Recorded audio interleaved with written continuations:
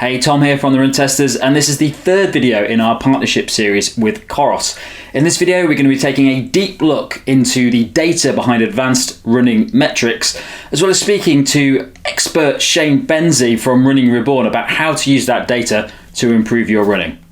Let's take a look and see what we found out.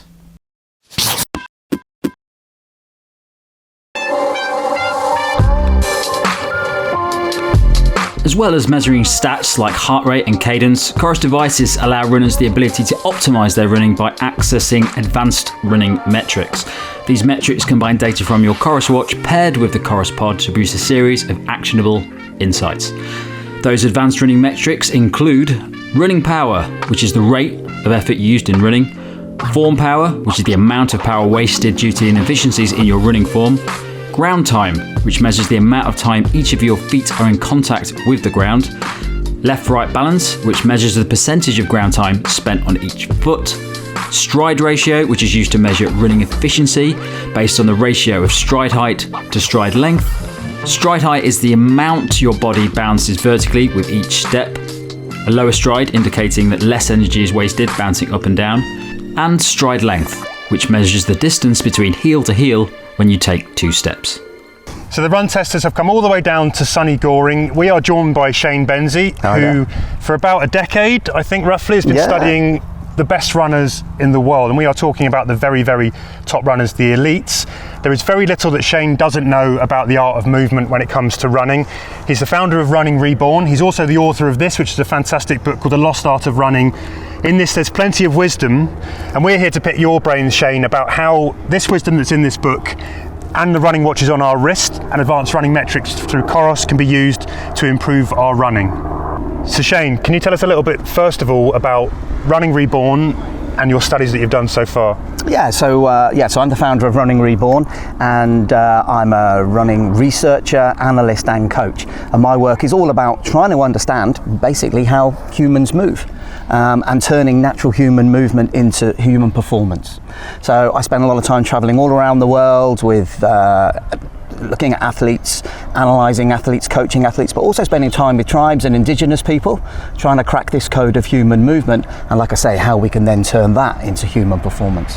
Just give us a few names of the kinds of people that you've studied in your travels. Well, I've been lucky to spend some time with some great athletes. I spent a lot of time in East Africa. That was where I sort of first identified beautiful movement when it came to runners. So I've been lucky to spend time with people like Wilson Kipsang, Ronit Caputo, Solomon Boyd, Eliud Kipchoge. So some amazing runners there that I've been lucky to research and try and understand their movement. And in Europe, a lot of great runners as well. Nicky Spinks, Damien Hall, Tom Evans, Pavel Polonci, a whole range of really good runners. And we're looking at everything from kind of road runners right up to ultra trail runners. So this kind of idea around movement spans across kind of all different sort of forms of running. Absolutely, yeah. I work with complete beginners to people that are running multi-day ultras, and I work with amputees and blind runners. So runners of all abilities and with all kinds of different types of contraindications and different adventures in mind. So you are brilliantly placed then, because we've all got these tools on our wrists now. They give us loads and loads of data around kind of how we run. They tell us lots of stats at the end of a run about how we're moving. But you are well placed to kind of take those stats and translate them into actual movement. Can you just give us a little insight into how you tend to use running data in your kind of workshops? Yeah, so you're right. I mean, when I first got into this game 10 years ago, as you said, there really wasn't any of this available. You know, we really didn't have access to much data at all. So to have it now is amazing. So I think there are 3 pillars to good movement, or understanding good movement and changing your movement, and that is the perception of what you're doing, how something feels. There's video analysis, and then there are metrics, data. Yeah, if you can bring all 3 of those together, so if you can feel how it feels to do it well, and you can see how it looks to do it well, and you can put some data behind that movement as well, those are 3 really good pillars for you to understanding your movement, because you have to understand your movement before you can change it. Yeah. And that is exactly what we're going to do right now. So we've got a couple of guinea pigs here. We've got Nick and Mike, who are they've already done some running with the COROS Pod and their COROS watches, so we're going to analyse some of the data they've already brought, and then I think we're going to throw them out around this loop. Absolutely. To see how they move and see what we can learn. Looking forward to it. Let's take a look. So I've got my advanced running metrics from the race here in the COROS app, and we've got things like my cadence, stride length, ground contact time, my left-right balance, stride ratio, stride height, and other stuff. So there's a lot going on. A lot of interesting stuff going on there. Yeah. So I don't know if what will kind of leap out to you when you're looking at these kind of things when people present this kind of data, I guess? Well, I think the interesting thing with the data is actually all of the data is important, because all elements of those data kind of have a kind of an organic coefficient with each other. Change one and actually it affects all of the others. So they're all as important as each other because they're all a kind of a part of the jigsaw. Fair enough. So example, I know I'm a reasonably high cadence runner, possibly too high, and that probably means, for example, I guess I have a shorter stride length and things like that. Is that how they all kind of intertwine? Yeah, so cadence, so essentially how many times your feet hit the ground in a minute. Very, very important. Actually, not for the reasons we've generally get taught cadence. Cadence is essentially kind of almost been hijacked to get people to correct their form. And that often gives them quite a short stride length. The reason cadence is exciting is because when a human moves and hits the ground, it has about 2.5 times its body weight coming back at it, which creates a load of elastic energy in the body. And that elastic energy has a frequency. Running at the right cadence means that you synchronize in with that elastic frequency. Now that's 175 to 185, so at 192 you're a little bit higher potentially than we would want you to be.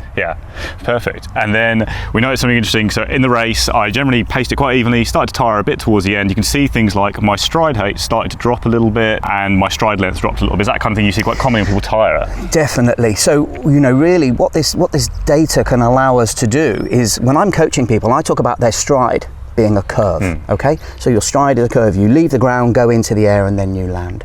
If you start to visualize your stride as a curve, then you can start to think about what's the most efficient way to move. If the height in your stride starts to drop, that tells us the curve has to be smaller.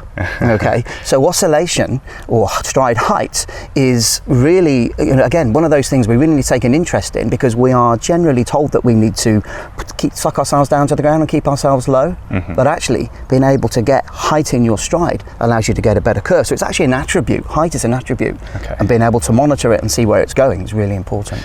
Brilliant. And then when you talk about that curve, I guess that's kind of where something like stride ratio is the kind of interplay between length and height, is it? It is, and you could argue, well, actually, if I have that ratio, why would I look at trying to understand the height of my stride and the length of my stride? But actually, that ratio could inspire you to move, let's say not naturally, because if you're trying to keep your height low but lengthen your stride, that could induce you to landing on a straight leg on a heel.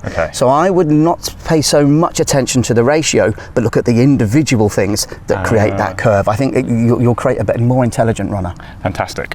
Brilliant. Thank you very much. That's a quick look at my race from yesterday. We're now going to go to Mike, who's a very different style of runner to me. I'm a big shuffler. Mikey's more of a lovely fluid runner, so we'll see what he has to say. I look forward to it. Okay, so Shane, so I've been tracking my advanced running metrics probably the last couple of months, and what I really wanted to try and learn from that experience was kind of what I could gain from tracking my shorter distance runs, and whether there's anything I can kind of capture from that. So I've done a bunch of training runs. I've done a couple of 10k races. I did a 10k race yesterday, kind of at my kind of quickest pace, I would say. So and I've had a chance to kind of look through the data, and I think the thing that always kind of stands out for me is if I see red generally on these graphs, it probably means a bad thing. And one of the areas where I'm seeing a bit of red, and maybe a little bit later in the race, is for ground time. So what can that kind of tell me? So your ground time is essentially measuring in milliseconds how long your foot is on the ground for, how your foot's interacting with the ground. And for a runner, this is absolutely fundamental. I like to think of your foot as the kind of interface between you and the ground. How it lands and how it leaves will determine how efficient that interface is. And generally, a lower ground contact time would suggest a better interaction with the ground and a more efficient ground contact time. We're going to do some video later on and we'll have a look at how your foot's landing, but that will certainly give you a good indication as to what's going on. And could you see a difference in terms of when you're doing that and kind of like I was, in shorter distance racing compared to kind of going out and doing those longer runs? Would you expect to see difference in terms of that data and how that kind of look? Yeah, absolutely. I mean, as you're running faster, essentially your ground contact time will come down without a doubt. And there's a very organic kind of relationship between ground contact time and cadence. So as one moves, the other will move as well. So it's really important that you kind of have a look at that. Ground contact time very often is what I would call the catalyst for gait fatigue. An extension of ground contact time is. So basically, if our foot starts to stay on the ground longer, it means we leave the ground from a worse position, which means you don't create such a good curve. So maintaining a good ground contact time over your race, whether it's a long race or a short race, is a really good way of keeping that efficiency. And another one, I obviously look at the stuff that I feel like I'm doing well, kind of in my runs, and kind of left to right kind of balance. So the percentage for me seems quite similar. So what can you kind of gain or take from that information? Well, so your left-right balance is interesting because, essentially for efficient movement, what we're looking for is two things: to get height in the body, to load your elastic system. And then we want balance and symmetry in the body, because every move you make, if it's the same on the other side of the body, you actually invest in the next movement. You create this recoil, which invests in the next movement. So looking at how balanced you are either foot with your ground contact time, that's really, really important to try and make sure that you're getting that balance. And a human actually comes with a stabilizing leg and a probing leg. Okay. And so actually as humans, we do come sometimes with an imbalance that you could argue we should have as humans. But remember, our work is about taking human movement and turning it into human performance. So balancing out some of the idiosyncrasies that humans have and you have as an individual. Cool, sounds good. I mean, I guess we're going to kind of do some drills, kind of learn, have a close look at some of the good stuff and some of the bad stuff maybe I'm doing, or potentially learn from that. Yeah, absolutely. We're going to have a look at you running around, have a look at what you're doing. Some of the stuff might need changing, but analysis and using data is also about celebrating what's good, understanding why it's good, and then you might just make it that bit better. Cool, thanks. Okay. Look forward to it. So we're going to do your kind of typical session to look at our running form. What basically exactly do I have to do? So essentially what we're going to get you both to do is run around the park a couple of times just to get moving and get warmed up, okay? And then we're going to use one of these white lines on the park to get you to run up and down, and I'm going to do some video of that. From the side, from the back, from the front, different speeds. We'll have a look at that video together, and then I'll start our work. But what we're actually also going to do is we're going to collect some data on your movement, and then we can overlay that data onto the video. So you're going to be able to think about how it felt to do what you've done, how it looks, and to put some data against it as well. Fantastic. So I've got the COROS Pod on, so Mike has as well, and so there's one thing I was going to question. I didn't know what shoes to wear for this, but it doesn't really matter, you say? No, I don't think so. I mean, really, part of our work today is going to be looking at the foot. A human foot is an absolutely ingenious thing. I think the cleverest thing in the animal kingdom. And so how it lands, how it leaves the ground is incredibly important. What we put on our feet, I don't think it's so important. Of course, we do want the pair of trainers that we're wearing to help us to interact with the environment. We might want it to stick to mud, bounce off rock, bounce off a track, whatever it might be.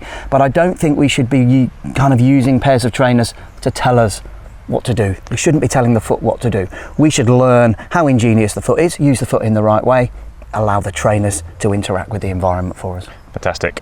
And you mentioned different speeds. We're just going to rely on you to tell us how fast to go. Yeah, absolutely. Yeah, you just go for a nice, easy bit of movement, and then I'll guide you through the speeds as I talk to you as you're running up and down the line. Now, your big challenge for the day comes straight away. Okay. Because what I don't want you to do is give me your best chariots of fire running when you're running along the line for the video analysis. Pride cuts in, and male ego cuts in, and you might and you're competitive. So you might want to kind of act for the camera a little bit. Just be yourself, because it's the real you we want to see. Your movement is just an accumulation of idiosyncrasies and contraindications you've built up all throughout your life, playing lots of different sports, doing lots of different things. So we want to see the real you. Perfect. Of course, last run of the day, Eliud Kipchoge-like. But first run, we want the real you. Fantastic. All right, let's get running. Good.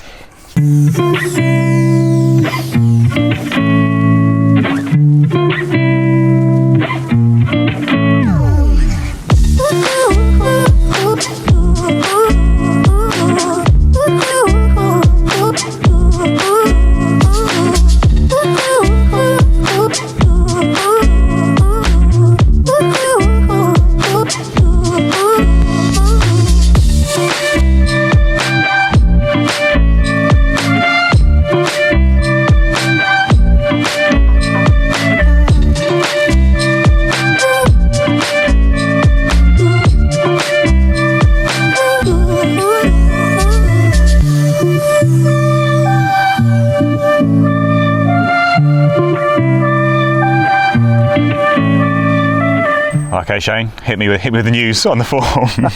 Okay.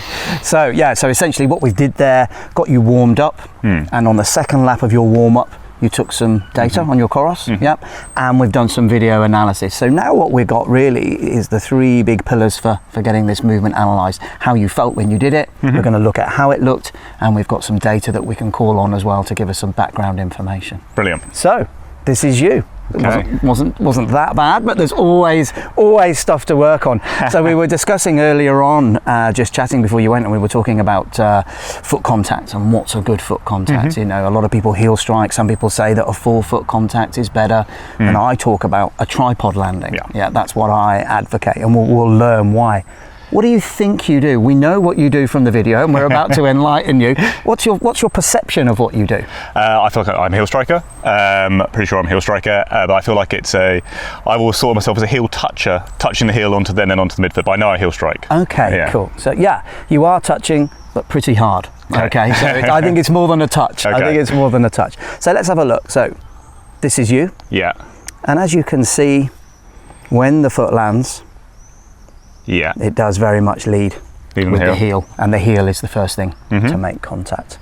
And so any impact that we create, and it's about 2.5 times your body weight coming back for you as a human, any impact we create, we actually want to turn into elastic energy. But we need to land the foot in the right way to do that. If we land the foot out in front of us on a heel on a straight leg, essentially that 2.5 times our body weight is going to come back to kind of get us rather than turn into elastic energy. Right. Have you tried to change the heel strike? Is that something that you've ever worked on, or have you just thought, well, I'm a heel striker, so I'll just put up with that? What's your journey with that? I basically haven't. No, I've been training. I've not had any injury, touch wood. I haven't had any serious injuries. I've been getting quicker for a fair bit now, and I'm really enjoying my running. So it's never been something I felt obliged to change. I've chatted to my coach about it. He says, you're a pretty efficient marathon runner. Don't worry about it too much at this stage. So that's basically where I am now. Sure. Yeah, and you certainly have had some good times and had one at the weekend. But you know, even the best runners in the world should always be looking to see how we can make things better. And that's also for the complete beginner as well. It isn't just for elites, it's for everybody. If we treat movement as a skill, if we treat running as a skill, then we should always try to make it that little bit better. Okay. So very much landing on the heel, and actually what that does, it essentially creates what I would call a loose adapter. So when you're running, here is your foot. If you land on your heel, you've essentially landed on what I would call one point of a tripod. So the foot is going to rock and roll to the point of least resistance. Now that affects the stability as you move, but it also affects your ground contact time. Okay. So on that short run we did just now, my ground contact time was 2:53. Okay. And then in the race we looked at earlier, my ground contact time was a lot less. Was 2:14. So I guess it's a question of speed. Does that change it much? Definitely, yeah. The faster you go, generally, the lower your ground contact time will go. But what we're always looking to do is try and reduce that ground contact time as much as we can at any given speed. So for your running, regardless of whether you're just getting into running or whether you're trying to break a world record, what we're always trying to do is reduce your ground contact time, maximize your flight time. Perfect. Because your flight time, that's what gives you your stride length. Okay, so we're trying to reduce the amount of time we're on the ground, maximize the amount of time we're in the air, flying forward. Great. Okay. Okay. So if we land on a heel on a straight leg in front of us and have that loose adapter, that slows down the process of ground contact time. If we can get that tripod landing that I like to talk about, let's just get to know the foot. So there is your foot, and on the bottom of your foot you have 250,000 nerve endings.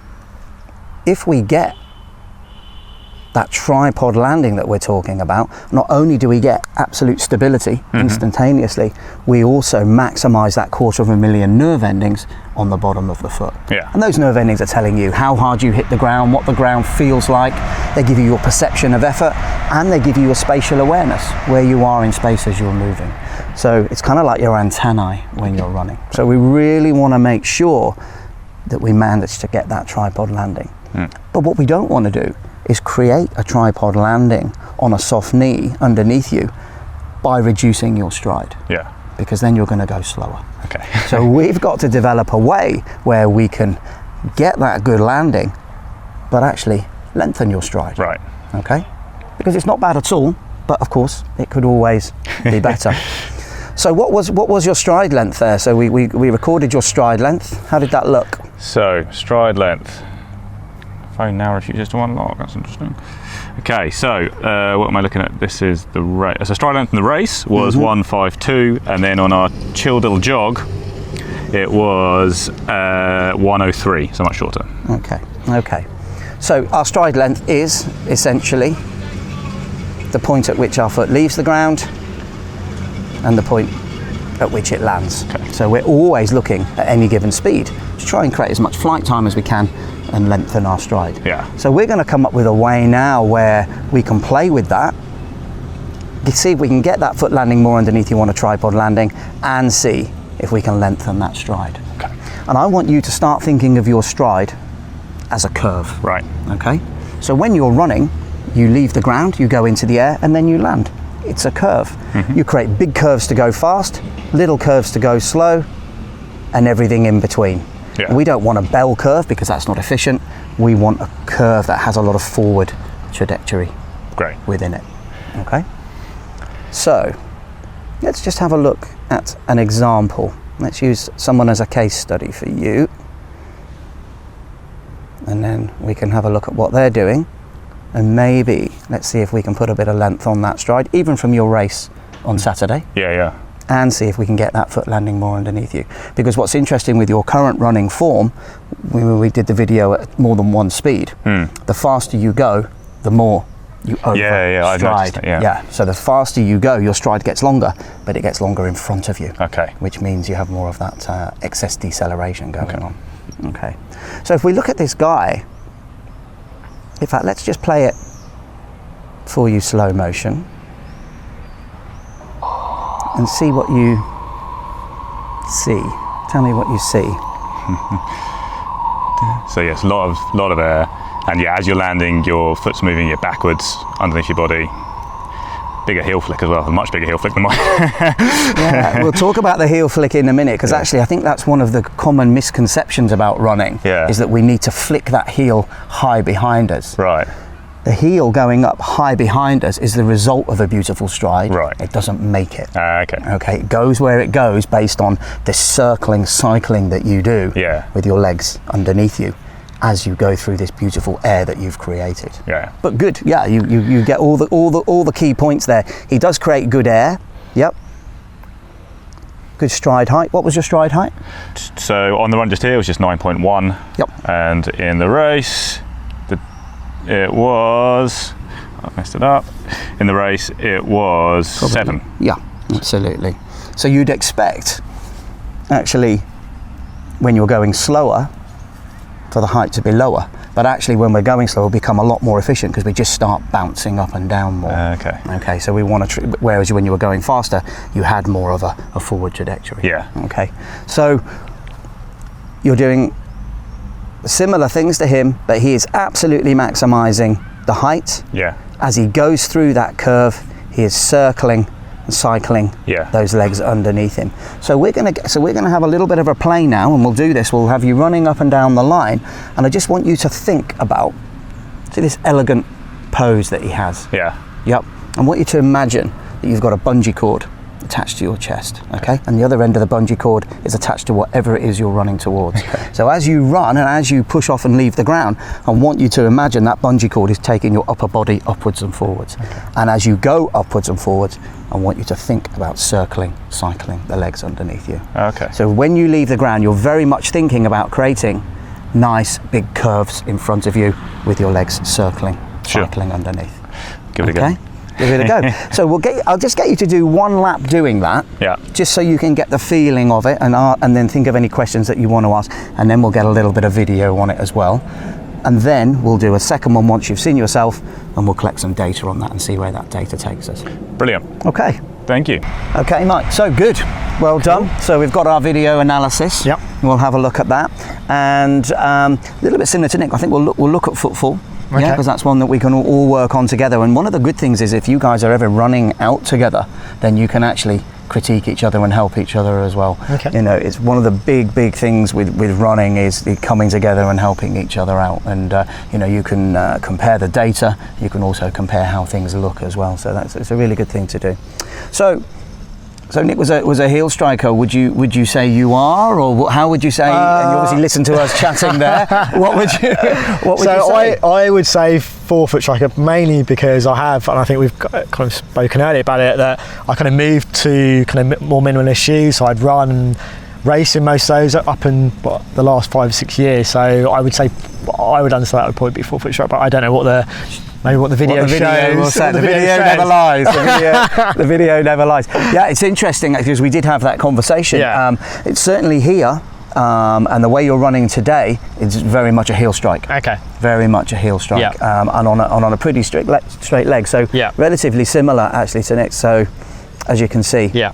quite a big heel strike there. Okay. And as we looked at earlier on, there are no nerves on the heel. So when we looked at the picture of the foot, and we look at this amazing nerve network on the foot, 250,000 nerve endings, actually, you know, there are no nerves on the heel. Okay. So we often don't know what we're doing, and often we will wear sort of trainers that have more padding on the heel. Yeah. So it's hard to proprioceptive that. So for all of the reasons we were talking earlier about wanting to get that tripod landing, we definitely want to do the same for you. Okay. As well.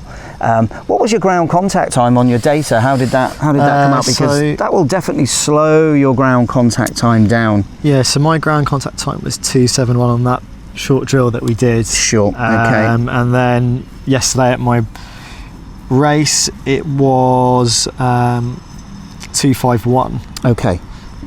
And what was the cadence there on? And the cadence for the race was an average of 177 on the race, and then for that short drill that we did, it was 170. Okay. So actually the ground contact time in relationship to the cadence would tell me that it's quite an inefficient ground contact time. Okay. Yeah, if we can get it landing on the tripod and get the foot leaving nice and quickly, it'll reduce that ground contact time down. Okay. Now, and this is where the data is really interesting, because you know, you can start to use it yourself at any given speed and start to understand what's efficient and what isn't for you, because the ground you're running on will dictate the ground contact time to a certain degree. Yeah, if we're on pavement or on concrete, we're going to get more push off. Then on grass, it kind of just moves as we hit it. So our ground contact time will differ depending on the surfaces that we're running on. So it'll be interesting to see what we can do with that. And what I also want you to think about when we have our practice in a moment is this curve of stride that we've been talking about. Okay. And we're always looking for the most efficient curve we can possibly get. Okay. And the really easy way to start to understand how efficient that curve is that we can measure the height of it by looking at your stride height. Okay. And we can also measure the length of it by looking at your stride length. Okay. So we can drop into those figures, and we will do that today while we're working, constantly looking at how high the curve goes and how long the curve goes. Okay.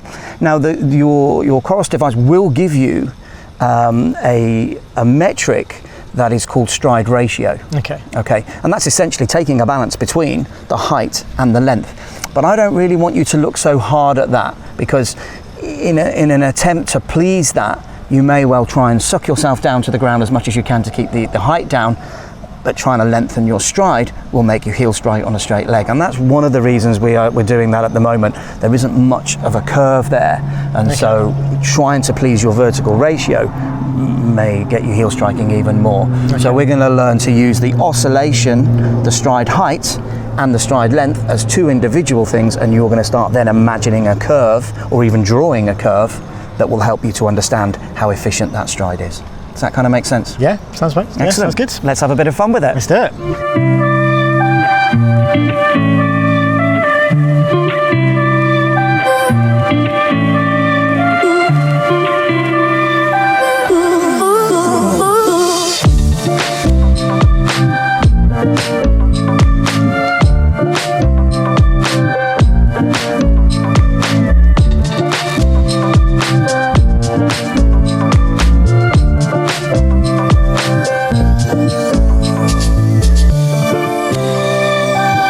So yeah, I'm just back from my second run, trying out the pointers you gave me. Sure. So I think a couple of things I noticed. It was a lot more effort, I guess, because I'm changing styles, and I felt like I was loading my calves more, but it felt quite nice. I feel like I was doing a kind of circling motion. Cycling motion with those legs. Yeah. So without a doubt, when you change your movement, your brain loves efficiency, and the last thing your brain wants really is any change. Okay. Because even if you could increase your efficient movement, you've actually got very good at what you're doing at the moment. Yeah, you've done loads and loads of steps like that, so the brain likes that efficiency. Try and change your movement, and the brain deals with that by throwing up your perception of effort, assuming that will just get you to sit down and stop doing it and go back to the old way. So it's a very clever way of trying to keep you doing the old thing, because you're hardwired to go to the path of least resistance as a human. So changing your gait is a real challenge, and that's why it's good to be able to see yourself on video, and that's why it's also good to be able to collect data, because you might change your run and you might actually move more efficiently, but your perception is not that, because it feels weird. But actually, if you can then look at video and look at your data, you can actually see, well, actually I'm making progress. Doesn't feel amazing, but I am making progress. Okay. And as you get better, and as you do the movement more, the brain relaxes with this perception of effort. Once it starts to understand that actually this is a more efficient way to move, it eases down on that perception of effort, and you'll find everything easier. Okay. It's never harder than today. Okay. It's never harder than today. That's good to know. So, and with the loading of the body, feeling different parts of the body, without a doubt, as you change your movement, you are loading and leaving the ground on soft tissues, and if you do that on different soft tissues or giving them a new task, you will feel it initially. And that can always be a challenge when you're learning to change your movement. Is little and often is a better way to do it, but we can discuss that, because I know you've got things coming up, so we'll discuss that. Okay, so let's have a look. So we without a doubt, we saw on the first run that heel strike on a straight leg. Yep. And I think you'd be quite pleased actually if you have a look at how you're moving now.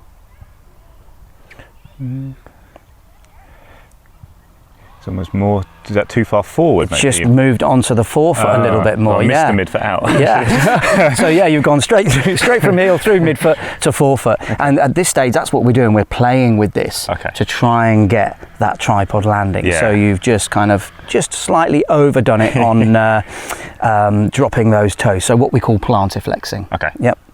But without a doubt, the foot and the leg is far more underneath you on a soft knee now when you land, as opposed to just being out in front of you. Yeah. And you definitely haven't given anything away on your stride length to do that. Okay. So we're going to have another play with that, and with the footfall. And just just adjust it again a little bit more to see if we can get that tripod landing.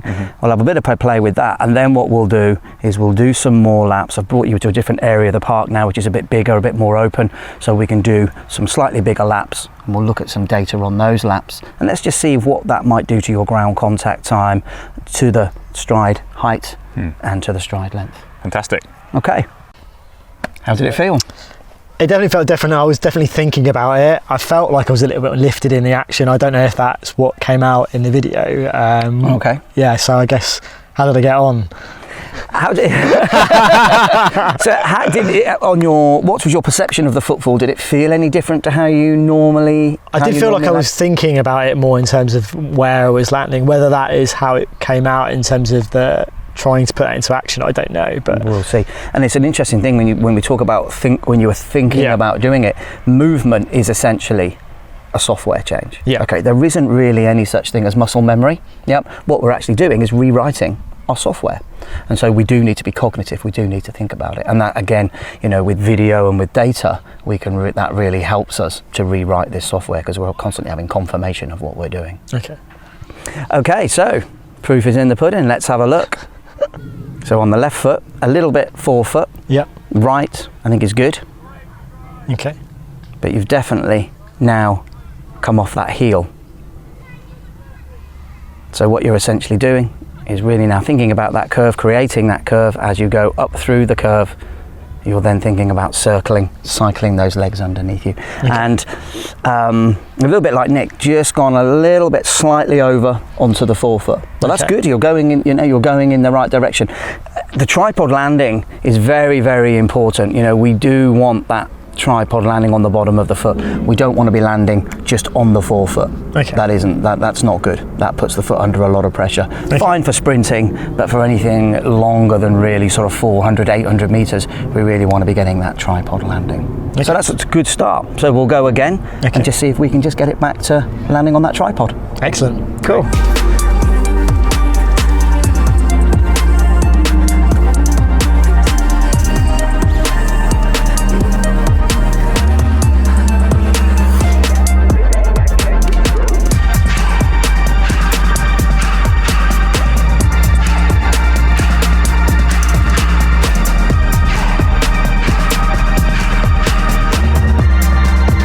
How long does it take someone to really kind of change their stride if they're looking at really doing it all out, let's say? Yeah, so the thing to remember, changing your movement is a software thing. We've discussed that earlier on. So, it's always a challenge to rewrite that software.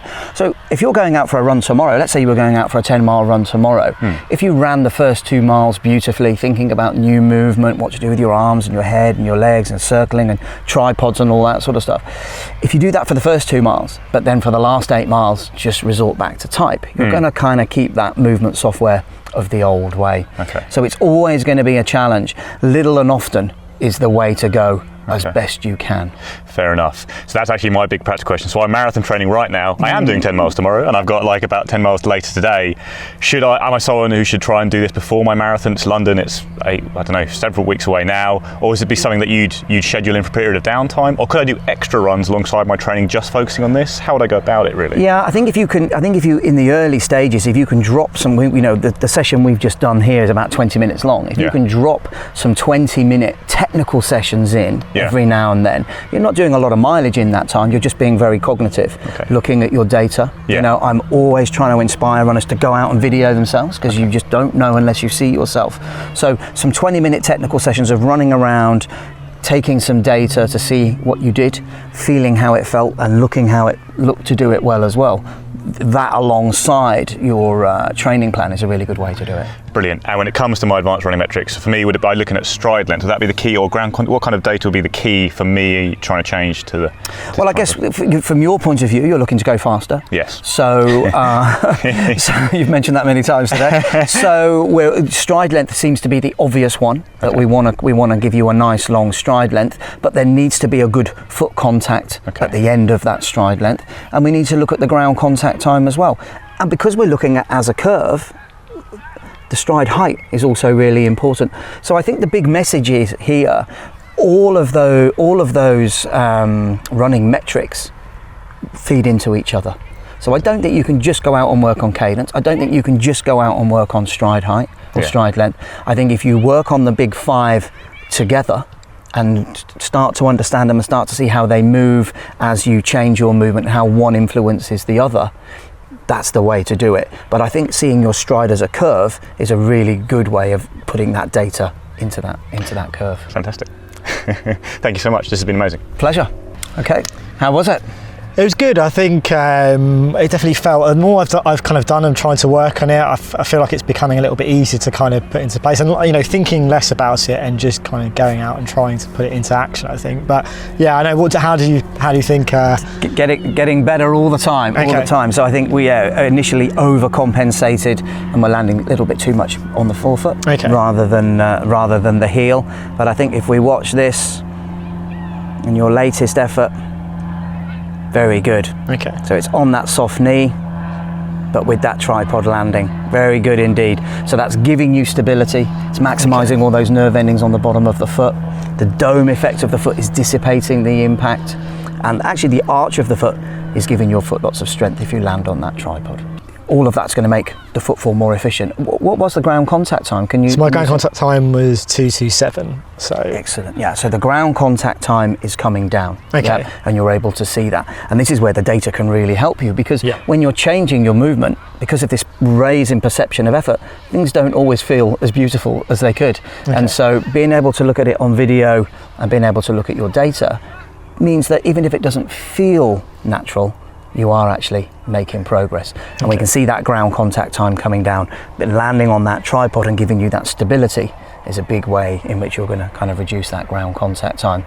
So we were saying earlier, efficient running really. We're trying to limit the amount of time our foot's on the ground, maximise the amount of time we're in the air going forward. Yep. And we had a 6 centimetre lengthening of your stride there as well. So really we're achieving both of those things. And the great thing is you get to see it straight away. And I think it's really important once you do your technical sessions, when you're running around, don't just look at the watch to see what you've done. Always guess it first. Yep. So think, okay, how was my oscillation? How was the length of my stride? Yep. Ask what was my ground contact time? Ask yourself these questions before you look to confirm or deny what it was you felt. It's very hard at first to be able to guess those metrics, but actually once you've done it 3 or 4 times in a session, you get very good at it. Okay. And you can probably look at your watch and you probably pretty much know your heart rate and maybe your pace because you're used to those. You can do the same with your running metrics as well. And if it becomes, you've got your COROS Pod, you're putting that on at the same time with your watch, you're getting all that data, is it really important to have to always look at that data for every run, or just is it useful to get into that habit of collecting those advanced running metrics? I think the great thing about the pod is it's really not invasive. You put it on and it's there. So why wouldn't you collect the data? You can choose whether you actually analyse that data or not, but I would collect the data. And just remember that the data shouldn't be telling you how to run. It should be giving you these headline figures that you can then use with your running intelligence to decide whether you're doing the right things or not. So I would always collect the data, and if you decide that you want to look at that data and break it down, then that's a good thing to do. But don't forget, running isn't all about data, isn't all about tripods and bows and circling legs. You've got to enjoy it as well. So don't, none of this should take away the enjoyment of running. It should enhance it and help us to treat it as a skill. Excellent, awesome. Thank you, Shane. Cool, my pleasure. Cool. So there you have it. Thank you very much, Shane, for taking these boys through the ways that they can improve their running using data on the watch, and obviously all of the technique and information that you've gathered through Running Reborn. Just for our audience, if anyone wants to ask you follow-up questions or get in touch, how would they contact you? So I'm Running Reborn, so you can find me at runningreborn.com, and everything I do there, you can find the book there, all my research work, there's coaching videos, that kind of thing, and you can book coaching. So everything I'm getting up to is on there. So go and join in. If you have any questions for us in the comments, hit us up. We will definitely ask them. Don't forget to like and subscribe. And we will see you again soon on the Run Testers. Well done, boys. Thank you very much. Pleasure. It's good fun.